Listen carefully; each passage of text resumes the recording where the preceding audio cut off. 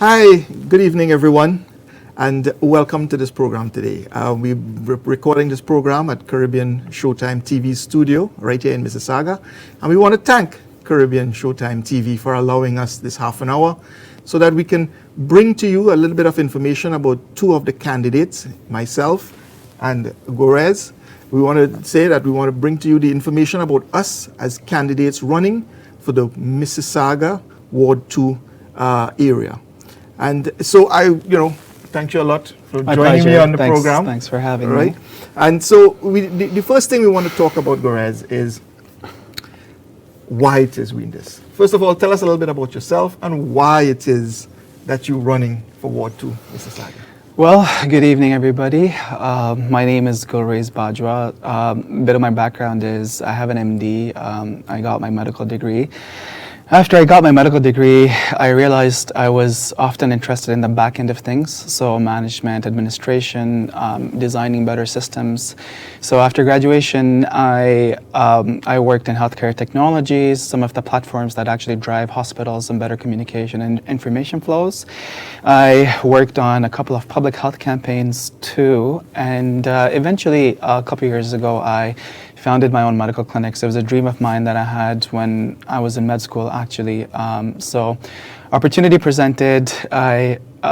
We launched them. We grew very, very fast. So we have a couple of locations, and we offer family medicine services. That's good. That's fantastic. Yeah. So that's a little bit about you. You're a doctor. Yeah. Non-practicing, but MD. Yeah, exactly. You're a doctor, but you can say what you want. You're a doctor. Right. That's true.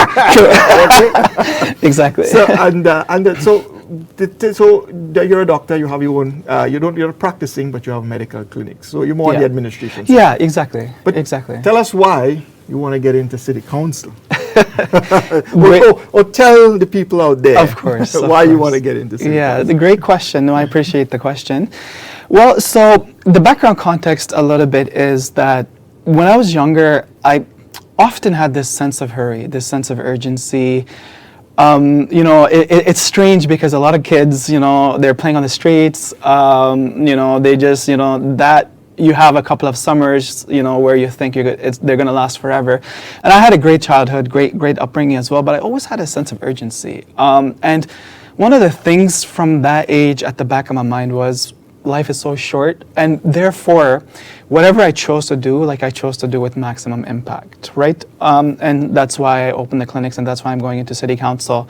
So that's a bit of the background, and then I was in student leadership as well. Almost half of my time I was in medical school. I was the president of the student union. No one ran against me. We did a good job. And I like politics. I like to represent. I like to be in the grassroots. And so there's the question of passion, which is absolutely there. And then there's the other component of what you can actually contribute. Right. And one of my biggest motivations was, I've seen this in boardrooms at the university administration level. I've been involved in federal, provincial politics. And I call it boardroom syndrome, where as humans, we have a huge difficulty acknowledging our shortcomings. So politicians, it's human nature, they step up to the plate and they're always saying, oh, everything's so great. It's not, though. It's not. There's issues we obviously need to work on, and I feel like I have a good perspective, and I have enough experience to be able to help and make a difference. That's good. That's good. Yeah. That you want to get into city council and offer your skills. Yeah. So it's similar for me. Okay. I am a chartered accountant by profession. I've been in the industry for over 25 years, and not just in corporate, but I also do a lot of non-profit organizations. So I've been helping in terms of, I serve on the board of various non-profit organizations in and across the GTA. And my reason for wanting to get into run for city council is simply because of an experience that we had recently with my daughter. And we've come to realize that the services being offered here in Mississauga is not the way it should be. A lot of times people say that we have the best, and yes, by comparison, Mississauga and Canada on the whole, we have very good services. There's no two ways about that. But there is a lot of improvement that needs to be done. So in comparison to maybe other countries or other cities, we are better, but they're still not where it should be. And that is my reason for wanting to get into City Council, to make those changes, to help not just me and my family, but you out there, you as the community, to be able to get that services and don't have a 9-month waiting period or an 8-month waiting period for various tests, right? And you, as a medical doctor, will understand what I'm coming from. Of course, you know, of course, you know, talking about the waiting times and stuff like that. Yeah, you know, so it's something that the reason why I got into running for City Council. Nice. Now, having said all of that, Yeah. Once we get into City Council, there Yeah. are various issues Yeah. that we have to address. Okay. sure. And you know, being out canvassing, I'm sure you've come across the same thing that I would have come across. Right. People Right. telling you, and the issues are the same. Yeah. Public safety is one of them. Yeah. So tell our good listeners and viewers out there how it is that you would address public safety. And first of all, what are some of the concerns and how would you go about addressing them? Of course. So I think there's no doubt about it. One of the humongous benefits of the democratic process is you actually have to listen to the voice of the people. And a lot of the candidates are tabling the same issues because the issues are the same. The question is about what our approaches are, right? So when it comes to public safety, the situation is deteriorating. There's a lot of financial uncertainty that families are going through. And those socioeconomic reasons are oftentimes the drivers of crime, right? Now, you can police the nation, but we've seen other countries that only go so far, and it's a very heavy-handed tactic. So my approach to this is, I've heard some of the other candidates talk about that too, and then they say that, in the first 100 days, they'll be putting together task force, a committee, they'll be doing town halls. All of that is excellent, and that's the prerequisite. That's step one. After that, long story short, my solution to public safety issues is that we whenever you take a situation, you don't cherry pick small examples or initiatives. Like you treat it as an organic whole. So better administration, good governance is key. So City Council provides oversight to Peel Police. So whether it's the efficiencies, whether it's officer training, whether it's like actually responding to calls. I've heard that police sometimes they're not even responding to calls because crime is going up. And it's not their fault too at times. They're overburdened. So we have the better administration angle. We use, City of Mississauga is good at using data, but they have geo-information systems, so you're actually hotspotting crimes. But I haven't seen a lot of high-level leadership attention on how we can use that data. So better data, better administration. And then the third, which for me, I think is one of the things that sets me apart, is actually focusing on prevention. So, one of President Barack Obama's policy advisors, he worked on reducing homicides in the United States of America. And he did a very extensive study. He wrote a book, and they've actually determined that crime happens in a nexus, and they call it sticky crime. So crime is, there's generally a few bad actors, a few bad places. There's a couple of very advanced theories. So when you understand that, people have motivations, yes, it's never justified, it's never acceptable. But what drives someone to desperation and to crime, you can address those at the roots. And I have that plan. It's on my platform, and that's one of the things I would be doing. Same thing with traffic. Rather than just setting on speed cameras, I would work on traffic calming. They've had academic studies done in Spain where they've shown that certain street designs actually make a huge difference. So rather than spending, $19 or $15 million on a camera program that's losing money, we use the same budget to design better streets. Some street designs are extremely effective, some of them are not. What I've been hearing at the doors is City Council, they don't even listen. One day it's speed bumps here, one day it's cameras there. We need a holistic approach, basically. Yeah, that's a very good point about having a holistic view. Yeah. My take on public safety, it's sort of similar, with a little bit of a twist. Okay, of course, that's good. Yeah, new ideas are good. Yeah, so you're right. The response to calls and stuff now is getting worse because when you're coming from a situation where you have no crime or very little crime, your police force is catered towards that. And once crime starts to increase, then guess what? Your people are now no longer can handle that, right? Because the crime is starting to increase. Now, living here on the western of the city, or the western of the GTA, you hardly ever heard of crime before. Yeah. Every time you heard of crime, it was always on the east end of the city, right? Yeah. Now you're starting to hear a lot more, and not just crime, but serious ones that are happening, right? A lot of shootings and stuff here in the West End. And so the first thing is that, yes, we need a stronger police force. Yeah. And to get that, it means finance. It means money. You have to get finance. So in my approach would be where we can find from the budget, the city's budget, to increase or enhance the police force in terms of manpower, in terms of equipment, and also in terms of additional training. Now, that is when it comes to getting the police force up to a level that they can try and deal with what's happening. On the technical side, everyone now has a lot of cameras in their house. It's all over the house. Out on their front of their garages, and it's set up all over. One of my plans would be that we can offer an incentive program so that people who don't have cameras can get cameras installed. Because at the end of the day, that's how crime gets solved. When the police can go to someone and say, okay, this happened here, let's look at your camera, let's look at that camera, let's look at this camera and see exactly what happened. It gives a lot of clues. Yeah. So implementing an incentive program for people to install cameras, right? Because, to me, that is one of the ways in which you can see what's happening without manning the cameras yourself. Yeah.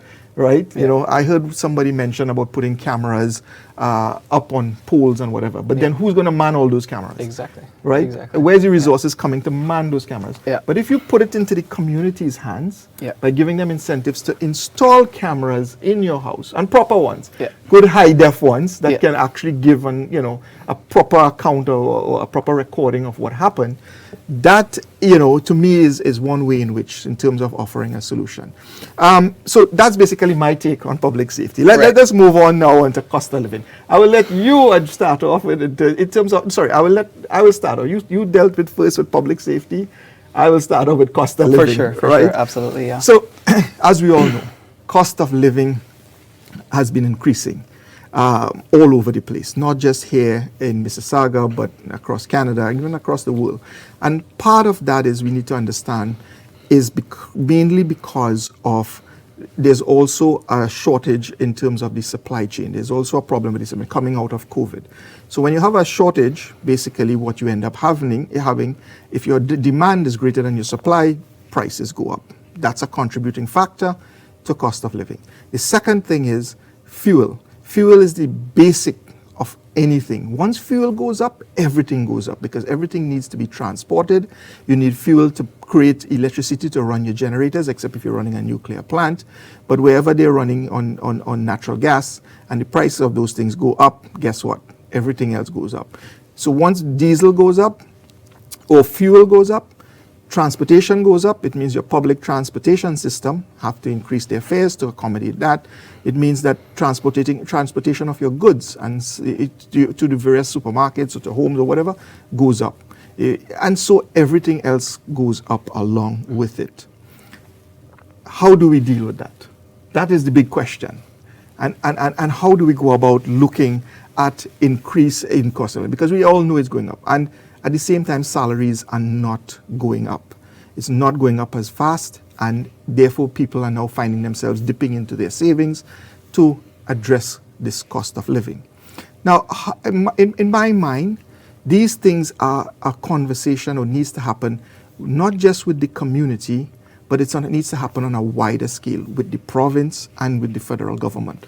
It has to be a planner that comes from all levels to address this. This is not something that can simply be dealt with at a city council level. It has to be dealt with across the board at all levels of government. And so my plan would be to initiate that conversation of how we can address this, not just at city level, but at all levels. So I pass it over to you Thank to you. tell us now, Gulraiz, how you would deal with cost of living Of course, yeah, I appreciate that. And I think at the municipal level, when it comes to cost of living, probably the most important issue is housing. So that's something we would discuss at the municipal level. But before that, I just wanted to touch on some of the points you made. So now, cost of living, I think it's way above and beyond the municipal level in the sense that it's a federal issue. Yes.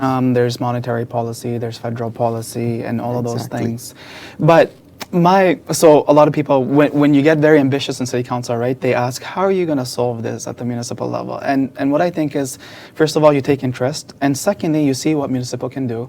And municipal governments are so powerful in terms of potential because they control the streets, the houses, the retail, all of that. Now, cost of living, the issue is that there's a lot of drivers, energy prices is one, supply chain is another one, but clarity is so key in public debate. There's a principle called Occam's razor, which basically states that whenever you're debating an issue, you try to clear the unnecessary information fast and focus on the biggest things. Any economy that's competitive, when consumers have choice, when the corporate sector is thriving, when there's a healthy middle class and entrepreneurship, wages are better, services are better, prices are better. Canadian economy is no longer competitive. What can we do here? Now, we can leverage our influence over the developments, over commercial zoning, and we can actually try to have better producers and better providers of some of our key, for example, some of our staples, right? Food is one of them. One of the major retailers who controls the majority of the grocery market in Canada, during the pandemic, when there was a hole in our pockets, people were desperate, they were trying to survive, they boosted their profits 40% in 1 year. Mm-hmm. Why do we keep leasing out space to them? Yeah. I'm sure we have other farmers. I'm sure we have vegetable markets. I'm sure we have such a healthy, organic, a demand for that, right? Right? So that's one. Okay, now when it comes to housing, a lot of that has to do with the same thing. It's speculation. The investor class basically, they keep investing and then they make money. They put that money into it again. It's fueling up prices. There's been housing initiatives that started a couple decades ago. Cooperative housing is one where you actually give ownership back to the people in terms of the developments, even if they're condos, even if they're buildings. When people have ownership over the greater good, they're more responsible, they speculate less, and they design better living spaces. That's one solution, and then there's many more solutions as well. Yeah. That's good. That's some good suggestions that you have and some good ideas you have. Thank you. And this discussion is what it's all about. We're sharing ideas. Exactly. Right? If you make it into city council, then I hope you can use some of what I have. I would, and vice versa. Exactly. And it's about the best ideas and best solutions. Exactly. And that's what it's all about. Yeah. It's all about coming together and coming up with the best solution for the community. And attention to detail, right? Now, if you're a candidate and your platform is just bullet points, scripted lines of what people have been telling you, I mean, okay, you've mentioned your priority, but not your platform, because there's no solution there. Yes, exactly. So attention to detail is key. And I was at a debate listening to some candidates, and sorry, it wasn't a debate; it was more of a question answer session. Right. Okay. And you know what? The audience had questions, and all I heard were people repeating what the issues are. Yeah. What you go on the internet and these are the issues. I did not hear solutions. The number of campaigns I've seen at every municipal, provincial, federal level, that's the problem. Yeah. And I'm not talking about candidates who are running agagu us. I'm seeing this across the board. It's a broader trend in politics. Exactly. You're running and you come and you repeat this. Okay, these are the problems, but solutions. I'm not hearing any solutions, right? And that's why they're very shallow, right? Yes. More speed bumps. Yes. Things like that. And even you're right. And even if they do bring up a solution, it's something that is already there. It's just it's already a solution. It's more of it. Yeah. I don't see any creative out of the thinking, out of the box thinking to solve these kind of problems that we have. And this is what we need. And collaboration like this is where we can share ideas and where we can and get, like I said, get the best solution for everyone involved 100%, in the community. 100%. Yeah, for sure. So let us focus. We have about 10 minutes again for the program. Let's focus on development. Okay. So you want to go first, or you want me to go first? It's up to you, whichever. I don't mind. So you did public safety. I started with cost of living. How about you start with development? I appreciate that. You can if you would. It's okay. You go right ahead. Yeah. Okay. Perfect. Yeah. So I mentioned a little bit of it, right? So giving the rights back to the people is one solution where people actually own more of their own spaces and have more input into the design. Right. Cooperative housing does that. Now, when it comes to development, there's a similar trend, right? It's just when the city of Mississauga was being developed, there was a good business model because there was a lot of vacant land, and it was sold off one after the other, and revenues were great, and now they've dropped off because we don't have land to sell, and now they're trying to boost prices, and a lot of people feel that we don't have a cohesive identity, right? We just sold it off. Like almost everything you see is like there's a few parks, but there's roads and houses, and that's it. So I think urban planning is key, right? I think Canada is stuck in an identity crisis where we have a very North American identity, but we also have European tendencies. Right.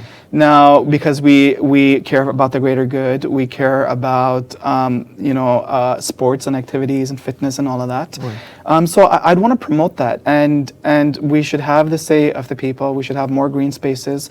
We should, and I know everyone's been mentioning that, and we should have public forums, public spaces, and all of that. But what I would do is, I would make it very collaborative. So we would take input from the people, and I would make an alliance of some of the best thinkers and designers and architects in the Western Hemisphere. Right. Yeah, and so, because right now, like, there's been complaints inside the ward, especially with the Brightwater project. I mean, I'm like, what were they thinking? It's our most precious commodity, that area.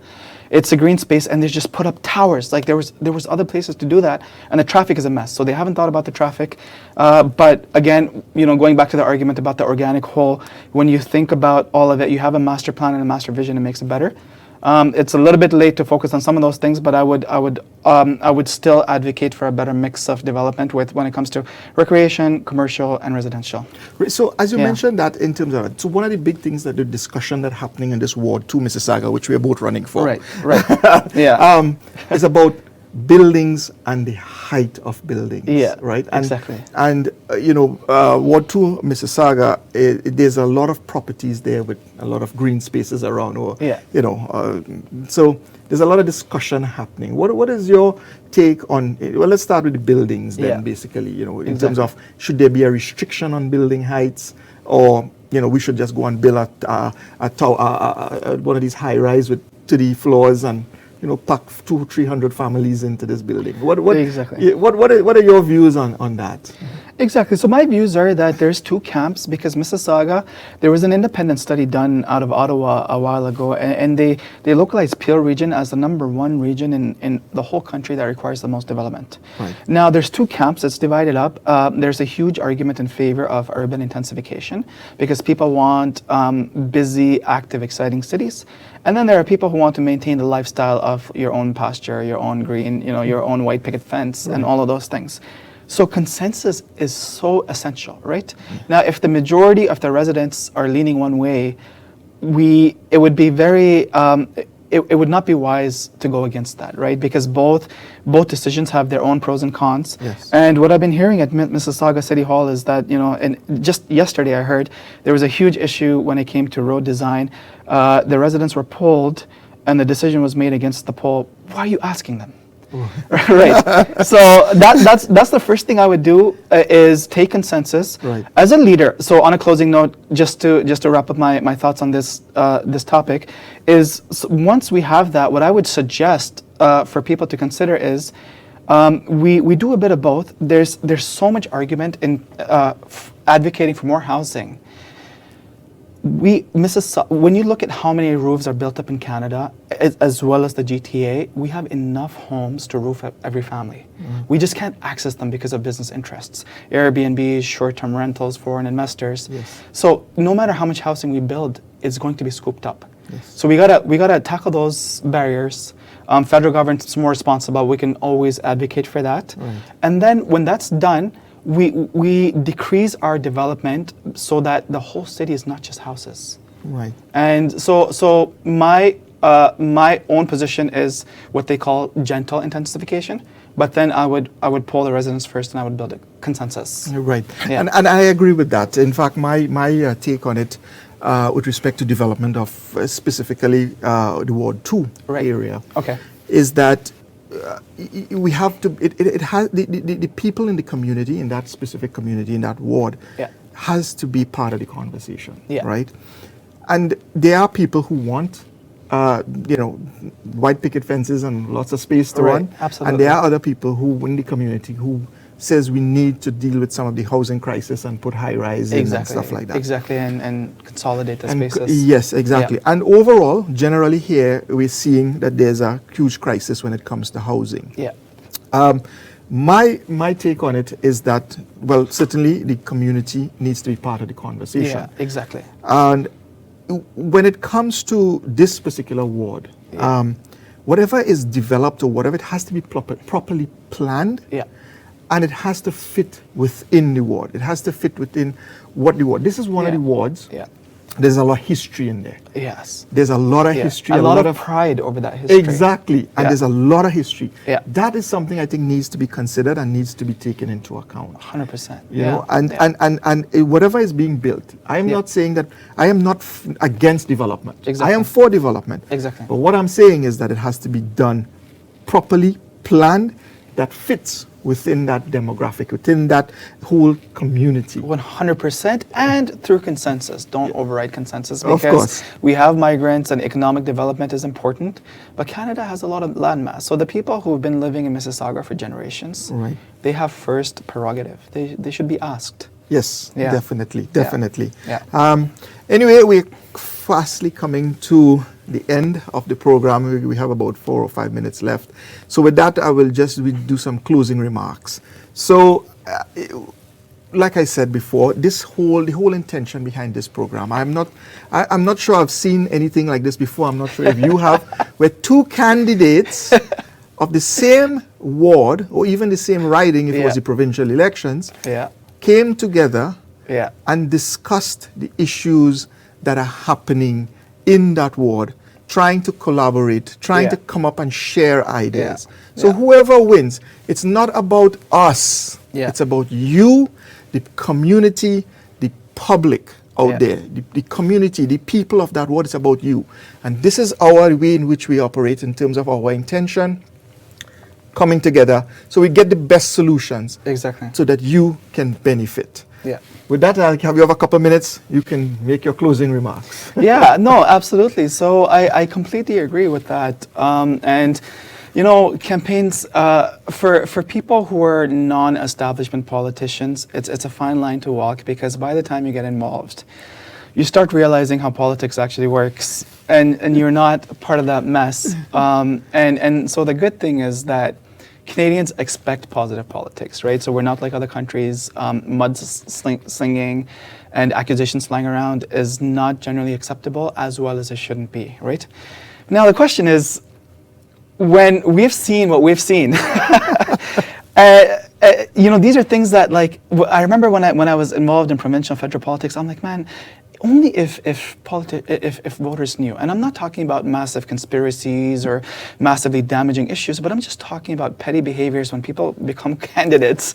I'm like, if it's the small things that are telltale signs. When they're blocking meetings for their own expediency, when they're leaving people out of the conversation, when they're trying to stuff the boards and stuff the room with their own people in key positions, that it gets really ugly. So on that point, I think what I would want to finish off with is that when you're looking at your candidates, there's two types of candidates. There's the team players and there's the winners. And I'm not going to say more about that, but if you vote for a team player and they get into office, everybody wins. Yes, I agree. And that's one of the things I really appreciate about you. You have so much experience. Your ideas are great. You offer this. I accepted the offer. And if you won, I would be happy for your success. And I think you could bring a lot of experience to the table. And I know that if I won, like, we wouldn't have any hard feelings as well. So, Exactly. yeah. And don't shortchange yourself. Right. You have very good ideas and you're a very good candidate. I appreciate that. Just the mere fact that you took the time to come out Of course. and of to course. put your name on the ballot, Yeah. that says, that you have a lot to contribute and Exactly. you want to contribute Yeah. and you want to make a change. Yeah. It's not easy, and we know it's not exactly, easy. and it's Yeah. not easy being out there. Yeah, absolutely. So with that, my name is Reead Rahamut, and this is Gulraiz Gulraiz Bawja. Bawja. It's a difficult name. It's Yes, okay. it's Yeah. Gulraiz Bawja, Yeah. and Yeah. we are both running for Ward Ward two. 2 Yeah. in Mississauga. Yeah. And we look forward to your support. Like we said, it doesn't matter if you vote for him or you vote for me. Exactly. Once you put somebody in there who will be beneficial to the entire community. Yeah, we both put forward our policies, and then Yes. the voters can see what's the best fit for them. Exactly. Yeah, may the best man win. Yeah. With that, good luck. You too. You too. All right.